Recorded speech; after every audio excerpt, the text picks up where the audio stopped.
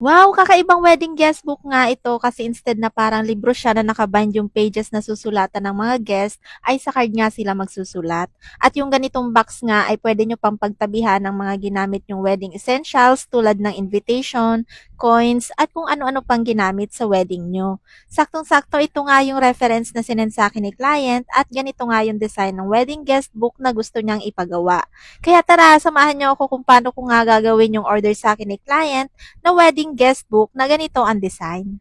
Una nga pala ay nagprint ako sa iTech matte vinyl sticker na nakaroll at kinat ko nga lang siya sa 11.69 by 21 inches na size. A3 size yung vinyl roll na ginamit ko dito at printin ko siya sa A3 printer. Epson L1800 nga pala yung printer na ginamit ko dito.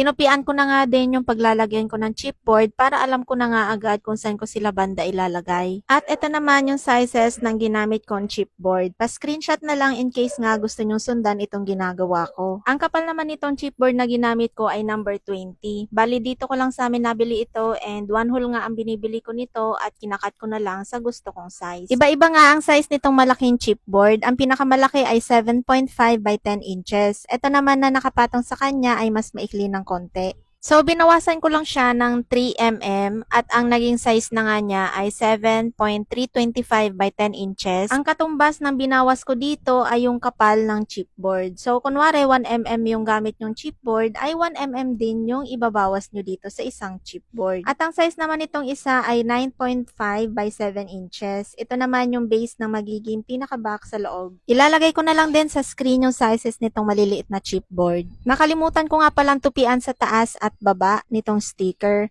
Tinansya ko na lang gamit yung chipboard at ayan, tinupian ko lang yung sa ibaba nitong print. And then, inalis ko na nga yung backing kasi sticker nga itong gamit kong pang cover at yung chipboard na nilagay ko dito ay yung pinakamalaki. Pero tatanggalin ko nga rin yan kasi mali yung nalagay ko. Dapat kasi yung pinakamalaki ay nandito sa kabila after nitong maliit na chipboard at yung mas maikli ng kaunti ang dapat na nakalagay dito. Kung nalilito nga kayo, dapat yung pinakamalaking chipboard ay nakalagay kung saan yung walang print na side nitong sticker at yung mas maliit naman ng kaunti yung nakalagay sa may print.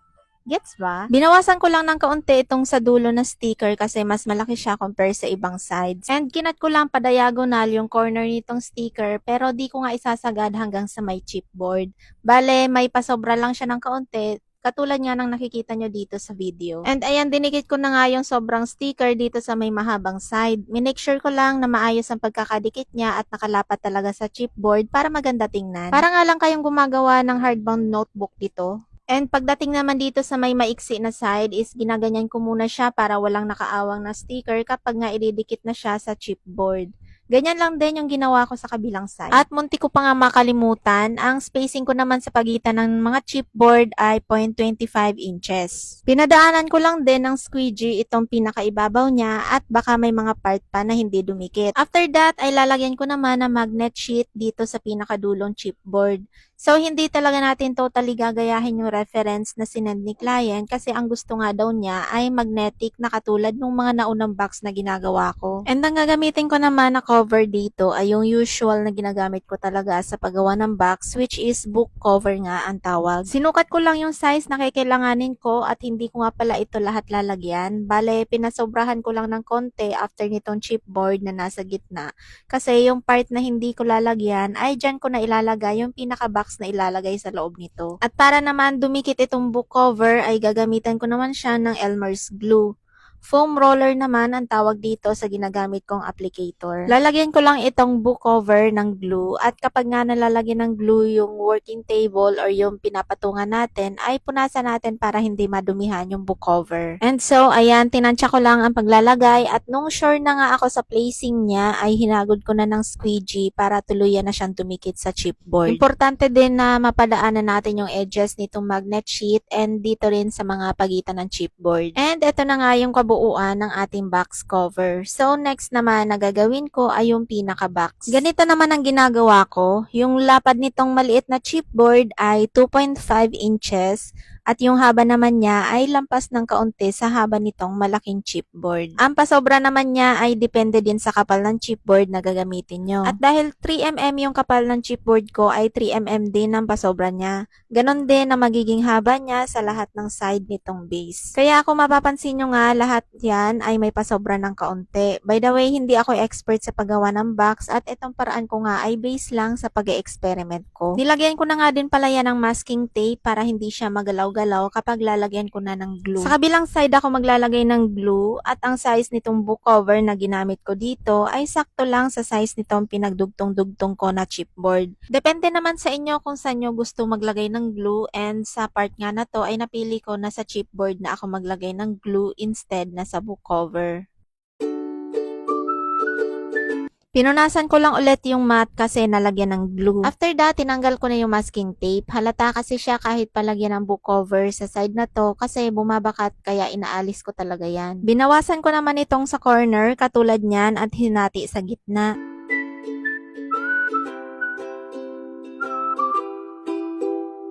And nilagyan ng glue para idikit yung sobrang book cover katulad niyan. So, gagawin lang natin siya sa lahat ng corner.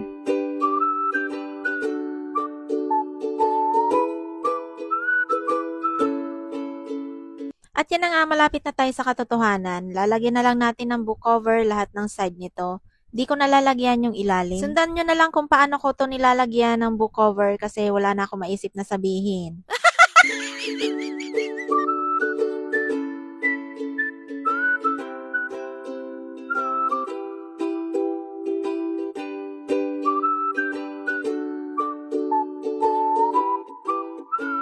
Hindi nga kinaya ng isang book cover na ginamit ko hanggang dito sa isang side ng box, kaya dudugtungan ko na lang yan mamaya. Pero babawasan ko muna nga ng pagganito dito sa ilalim na parte ng box, and dito naman sa ibabaw na part ay ganito ang ginagawa ko. Ayan, sundan nyo na lang din kung paano. So, ganyan din ang gagawin ko sa lahat ng corner.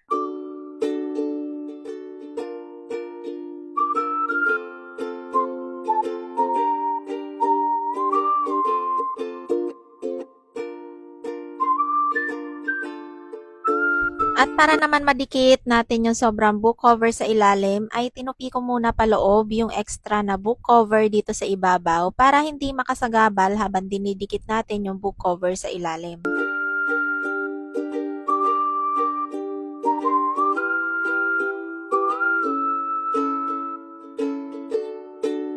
Dinikit ko na din yung mga dulo nitong book cover. Ito naman na nasa ibabaw ay later na kasi ididikit ko muna yung sa isang side na wala pang book cover. Pero bago pa man nga muna yon ay isusukat ko muna siya dito sa pinaka-cover ng box natin at nang matansya na rin kung paano ididikit yung magnet sheet dito. So dinikit ko lang muna yung magnet sheet dito sa inner nga ng box cover natin. Kung natatandaan nyo nga ay dyan din nakalagay yung kapares nitong magnet sheet. Di na nga lang masyadong halata kasi natakpan na ng book cover. Tapos ayan, lalagyan lang ulit natin ng glue and ididikit na natin yung book cover.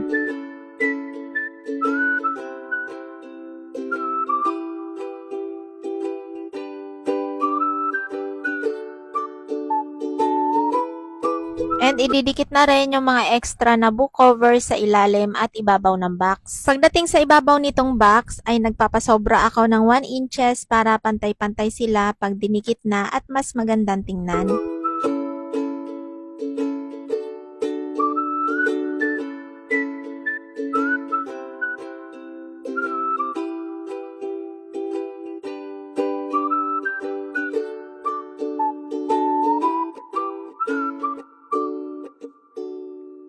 At ayan na nga yung itsura niya at pwede na nga natin siyang idikit dito sa box cover na ginawa natin kanina. Bahala na din kayo kung anong diskarte nyo sa pagdidikit, pero sa akin nga ay ginagamitan ko ng double-sided tape. Nasubukan ko na kasi dati na glue gun ang gamitin kaso ang bilis niya tumigas kaya hindi rin masyadong dumidikit yung box. Sa pagdidikit naman itong pinaka-box ay ipapantay lang natin yung pinaka-edge niya sa edge din ng chipboard na papatungan natin. At ayan, finish na nga ang ating wedding guest book.